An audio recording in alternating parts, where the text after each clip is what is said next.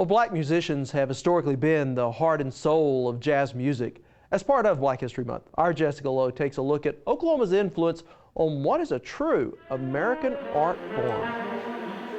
The soulful sounds of black jazz in the 1930s and 40s was one of the hottest, most aggressive musical art forms of this country.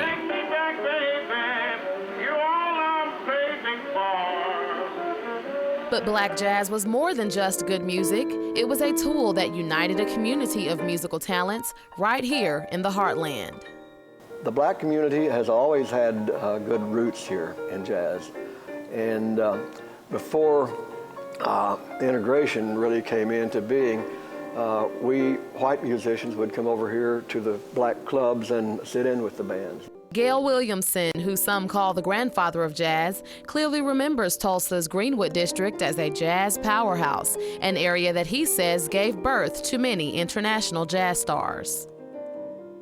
Bands would come through this area, and since it was kind of centrally located, they would stop here and play some gigs. Out of that background, a lot of the current musicians at that time were able to establish themselves and go and play with some of these traveling groups. So jazz legends sprung up all throughout Oklahoma, creating a sound that kept jazz lovers coming to Tulsa's Greenwood district. In many communities around this country, the black part of town, if you will, across the railroad tracks, that's where all the fun was. And here it was in the Greenwood district. Cigarette holder, which awakes me. Chuck Sissel, director of the Oklahoma Jazz Hall of Fame in Tulsa, says that the jazz influence in Oklahoma is far too rich to ignore. Sissel says jazz is reflective of black culture, making it a significant part of African American history.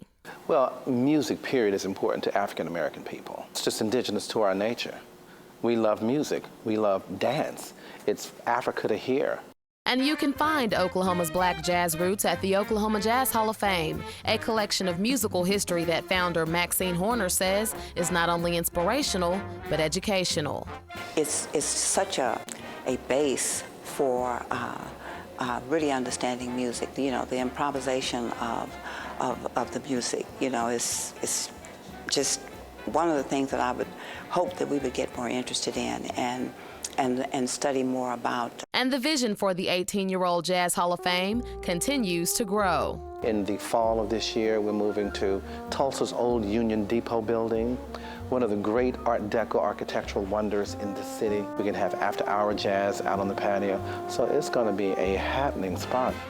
Making the Oklahoma Jazz Hall of Fame a promoter of what jazz truly is, a sound that is soothing to the ear and calming to the soul. And if I want something that's kind of jumping and want to make me feel happy, then I may listen to a Count Basie, or I might listen to a Duke Ellington. That's very, very tranquilizing to me. Joining me now is our Jessica Lowe.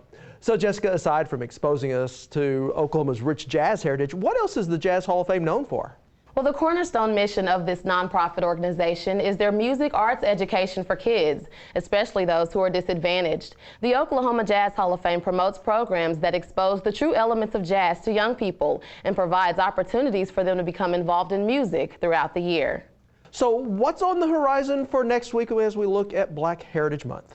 Well, next week we'll meet Langston's former president, Dr. Ernest L. Holloway, and see what impact he's made on this historically black university. All right, thank you, Jessica.